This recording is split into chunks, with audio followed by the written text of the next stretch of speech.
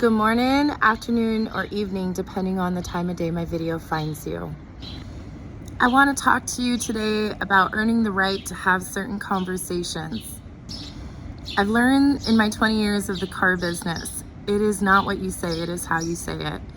And if you have conversations that you haven't earned yet, a person's not going to be as open to hearing you out or listening to you. And this can be used for any relationship you're trying to establish, whether you're in the car business or you're just working with people in general.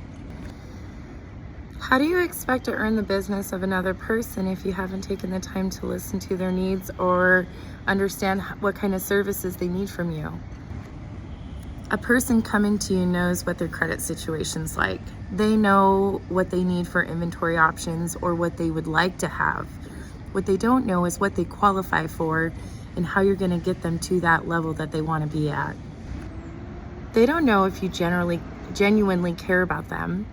They don't know. All they know is that you are here to sell a car, and some people will put a car deal before the relationship that's being established. I can't do that to another person. A person knows their credit, okay? So when they come in and they ask for things and maybe not qualify because of certain circumstances they had to go through, instead of treating them like that's what they deserve, listen to understand instead of react, and teach them how to do better and help them set goals so they can accomplish those future goals that they have. I once had a finance manager refer to a customer as receiving the interest rate that they deserved. It really pissed me off. It really did. Let me tell you why. I went through a lot of stuff in my younger years. I did put myself in a teenage pregnancy. I did not put myself in a position to have a special needs child, though. That just kind of happened and I had to deal with it. He had 30 admissions by the time he was 2, and his dad left and didn't come back to the hospital. So I faced it all by myself. In 2009, I had a house fire. I put my kids to bed after cooking dinner and woke up to steam rolling across my ceiling, and my house was gone in a matter of minutes, and I was very lucky to get my children and I out of the house alive. Shortly after that, my kids' dad was shot and killed. He made a bad decision, and it cost him, and it cost us, and we're very upset over that situation, but there was nothing we could do or say to change what had happened. And all I could do was pick myself back up and try to help my kids get through their grieving as best as I could. Single mom life, right?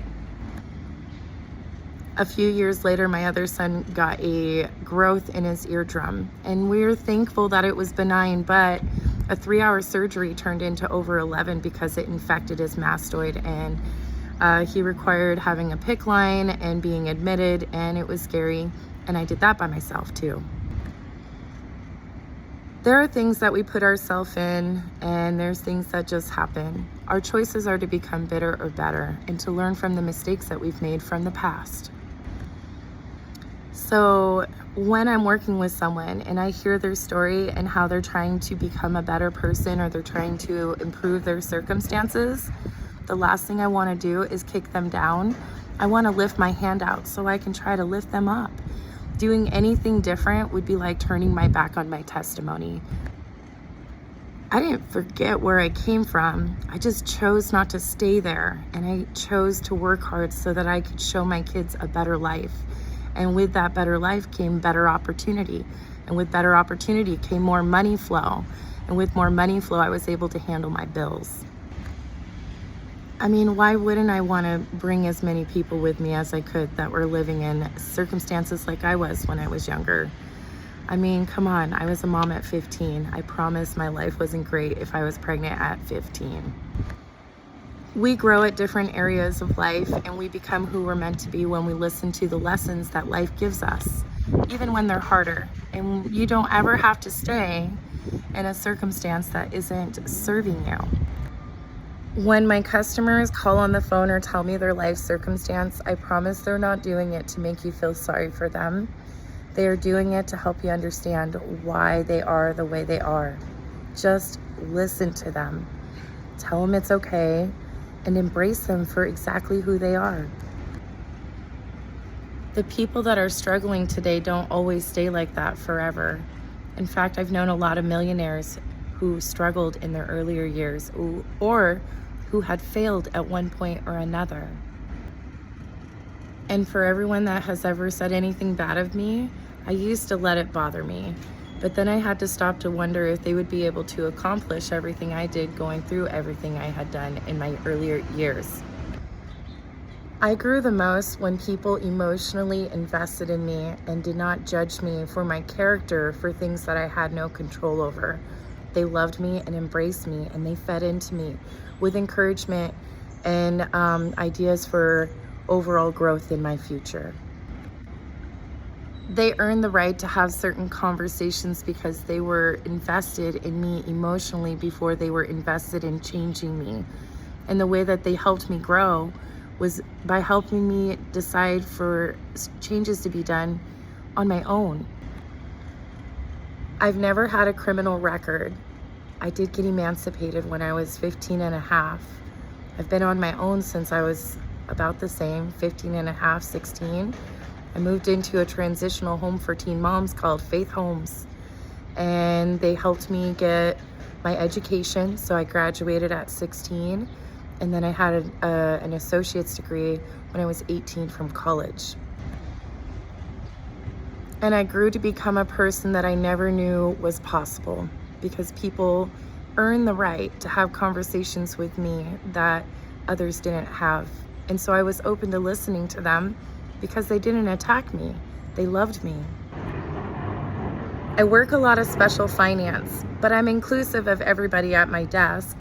And where a lot of people will run from those kind of car deals, I invest the extra time because I know that that person might be on their way to blossom into who they become in the future, and it might be really special, and you might be missing out on watching someone grow to their full potential. And I think it's a beautiful thing to watch. People underestimate the value that having a car brings. It is transportation to get to and from work. It's self-confidence in knowing that we're working hard and becoming responsible adults. It's a way to get our kids to the doctors. It's movie nights with our kiddos, or making sure they can get to the doctors in the event that there's an emergency, because my son had 30 admissions in 2 years, and in the beginning I didn't have a car. So sometimes I was on a bus with 2 babies, a double stroller, and my infant with his feeding tube backpack on my back and his Snuggly on the front. And let me tell you, those were really hard days, but I made it. I made it. They don't teach you about finances when you come from poor backgrounds. I didn't have someone to teach me about money or how to use money as a tool. You know, like, we just didn't have that kind of upbringing. And I think that's something that the schools lack on big time. How do you expect people to be successful if they don't know how to use money as a tool? I'm lucky I've had the right people come into my life to teach me. And now I'm able to, this wind is something else. Now I'm able to grow into something I never knew was possible. And it was all by earning the right to have a conversation. So I try to give that back to my customers because I want to take as many people with me as I continue to grow.